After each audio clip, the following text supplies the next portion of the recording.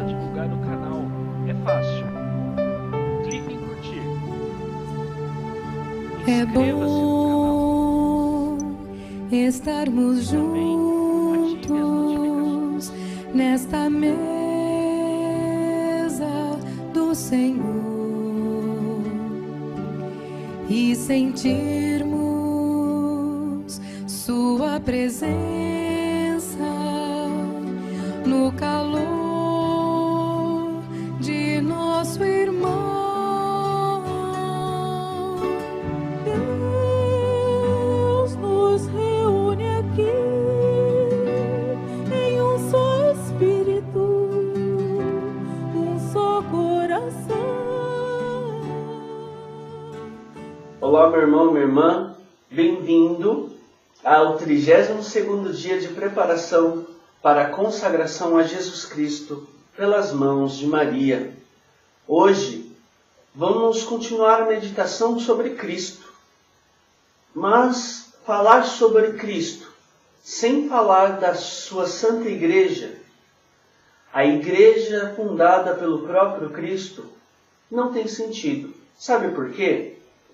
Porque a Igreja, a nossa Santa Igreja, é a continuidade da ação de Cristo na humanidade.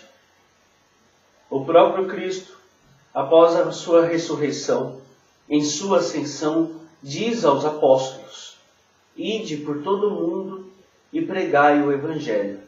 Entre outras tantas sentenças que ele dirigiu aos apóstolos.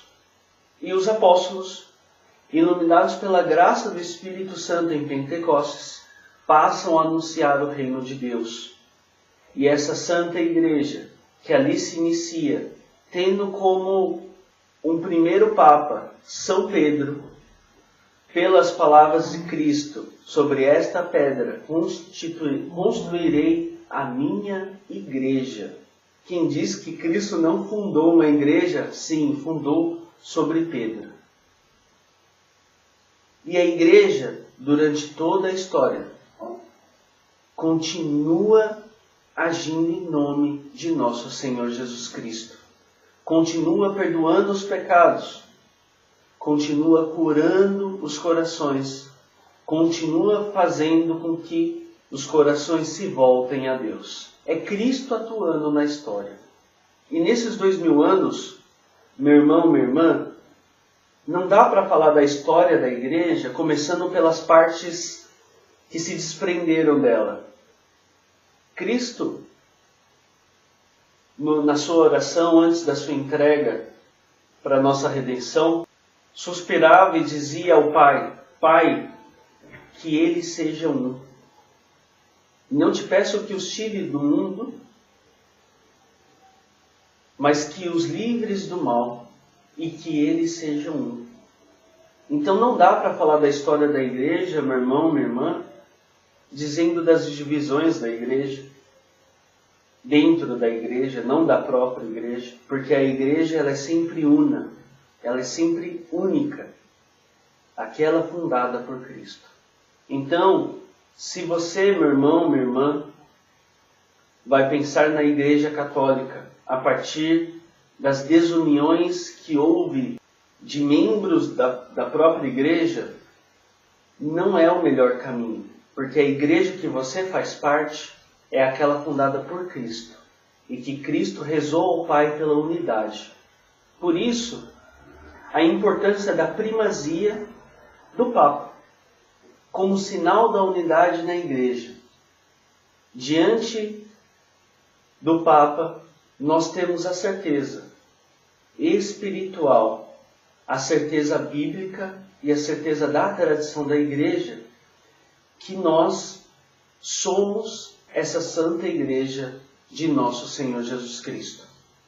E através dos seus conselhos, dos conselhos do Papa, dos seus documentos, continuamos a ser instruídos ao longo da história, para que a gente possa renovar em cada momento histórico a ação de Cristo.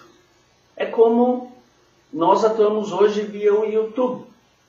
Ele não existia há um tempo, mas o próprio Papa João Paulo II dizia: a internet é um grande meio de evangelização.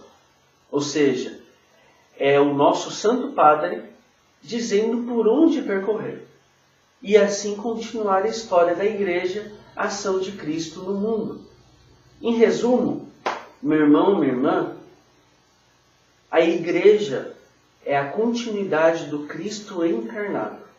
E, para finalizar, se é assim então, se temos que ver a história da Igreja a partir do início dela, é certo que os santos católicos tiveram uma grande parte na história dessa Igreja, sempre alertando a própria Igreja daquilo que não se deve esquecer. Quando eu digo a própria Igreja, não é o Papa, não é o Bispo, somos todos nós.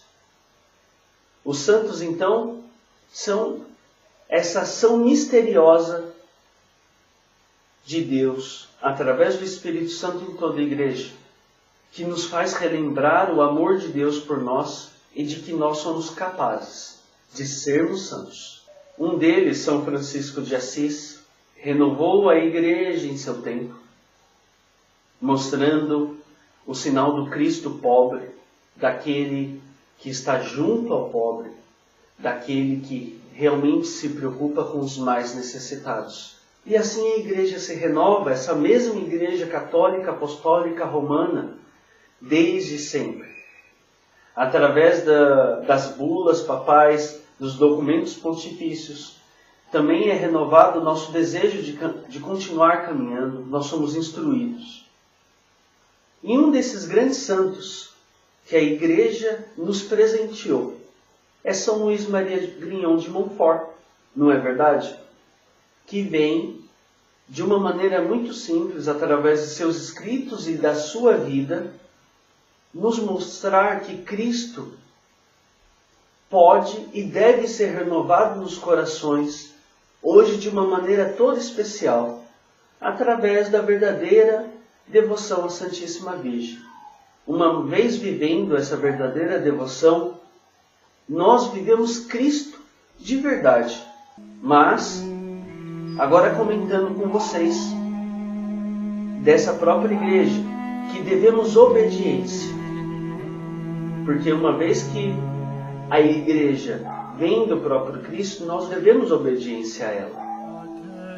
Como eu disse, não adianta a gente começar a falar da história da Igreja pelas partes que se desuniram dela, mas daquelas que ajudam na sua unidade, correto?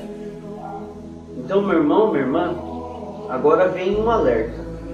Em 8 de dezembro do ano de 1917, seria o ano passado, para aqueles que estão vendo ainda agora esse ano o vídeo, o superior-geral dos padres monfortinos, dos missionários monfortinos, congregação fundada por São Luís Maria de Montfort, ele escreveu uma carta para todos os leigos, presbíteros e mesmo os bispos da Santa Igreja. Por quê? São Luís de Montfort, ele, com toda a sua vida e espiritualidade, ele fundou 3 congregações, que são, digamos assim, um receptáculo do seu carisma, que é da sua vida missionária, os missionários monfortinos, né? E da sua espiritualidade.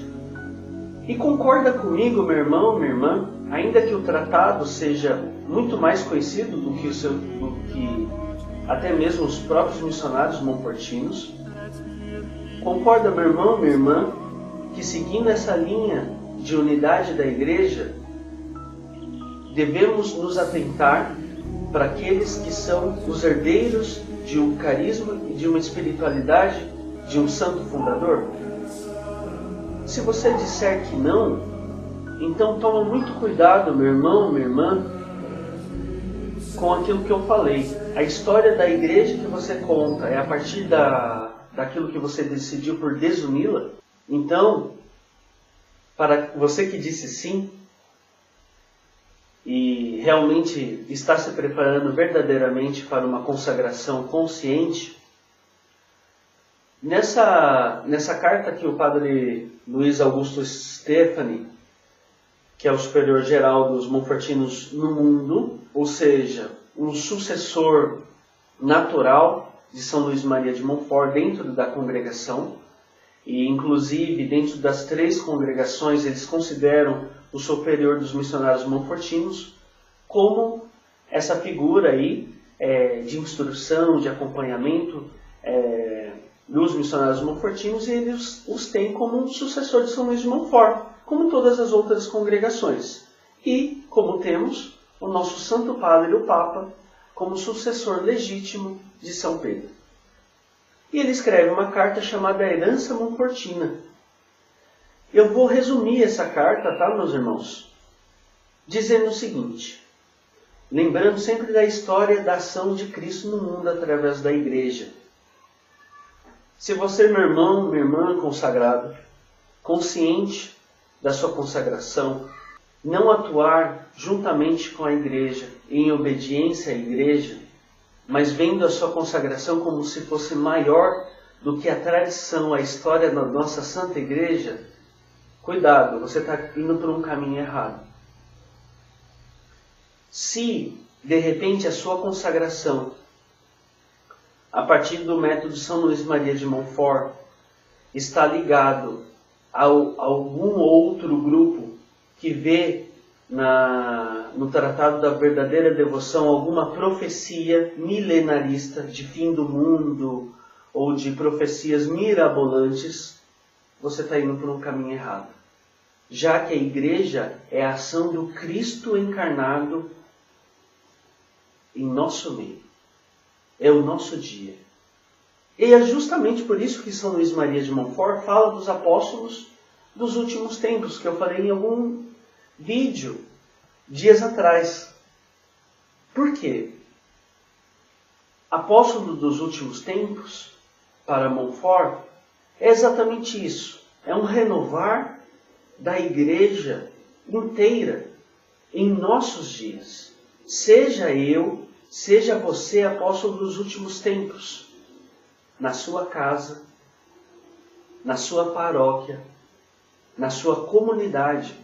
Esteja engajado nos trabalhos da igreja, nas pastorais, nos movimentos. Tudo para quê? Para que Cristo continue atuando nesse mundo. Esses são os apóstolos dos últimos tempos, dentro do Espírito da Virgem Maria. E só você, meu irmão, só você, minha irmã, vai sentir isso, de ser consagrado e ser engajado na igreja, participar da igreja. Não é ser consagrado e viver longe da sua santa igreja, ou mesmo falando mal de bispos, ou papas, ou etc. Gente, vamos deixar isso de lado. A vida de São Luís de Montfort foi de muita obediência à Santa Igreja. Então, como é que você vai desunir a vida de uma pessoa com os escritos dela? Ah, eu concordo com os escritos, mas não concordo com a vida. Não, está tudo unido. E um santo é assim, ele é coerente. E a vida de Montfort como missionário, entre as pessoas, nas missões que fazia, era sempre a obediência aos bispos locais. Aos bispos locais, não era só o Papa. Montfort foi até o Papa, para que ele pudesse ter uma luz para onde ser enviado. E ele foi enviado para onde? Para a própria França, onde ele nasceu. E ele foi obediente até a sua morte. Por isso, meu irmão, sejamos obedientes à Santa Igreja.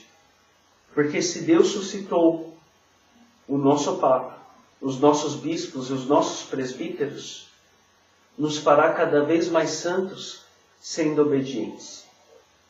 É claro, se houver alguma situação em que se possa conversar, tudo bem, a gente conversa. Mas se não, se for necessária a obediência, seremos obedientes, assim como os missionários montfortinos. Na conversa do padre Luizinho, que é assim que ele é conhecido aqui nas paróquias em Minas Gerais, São Paulo, e entre outros lugares, ele, na conversa dele com o Papa Francisco, no final do ano passado, logo aí contemporânea a essa carta que ele escreveu, ele disse, foi uma conversa rápida, é claro, é com o Papa Francisco. Então ele disse o seguinte, que os missionários monfortinos, as 3 congregações, missionários monfortinos, Irmãs Filhas da Sabedoria, Irmãos de São Gabriel, estão à disposição do Santo Padre para fazer, conforme a vontade de Deus, a ação de Cristo sobre a terra. Claro que foi em outras palavras, mas o Padre Luizinho se colocou à disposição do Santo Padre em obediência. E também o Padre Luizinho comentava com o Santo Padre, o Papa, da preocupação que ele tinha com grupos de consagrados a Nossa Senhora, que estavam se desviando da espiritualidade do próprio Montfort. Tá legal? Então, meu irmão, minha irmã, hoje foi um dia um pouco mais sério, onde nós vimos que Cristo continua a sua ação no mundo através da Igreja e que nós devemos sempre olhar para ela, para as ramificações dentro da própria Igreja e sermos obedientes. Então aí vai um alerta. Meu irmão, minha irmã consagrado, se fie na sua Santa Igreja Católica e não em grupos que até sentem orgulho em fazer aquilo que é contra o bispo local e assim por diante. Tá bom? Então Deus nos abençoe, nos guarde e amanhã passo as orientações para vocês para a consagração que a Virgem Maria, sede da sabedoria, nos faça sempre unidos, estar em comunhão com a Santa Igreja, que é a continuidade de Cristo sobre a terra. Em nome do Pai, do Filho e do Espírito Santo. Amém.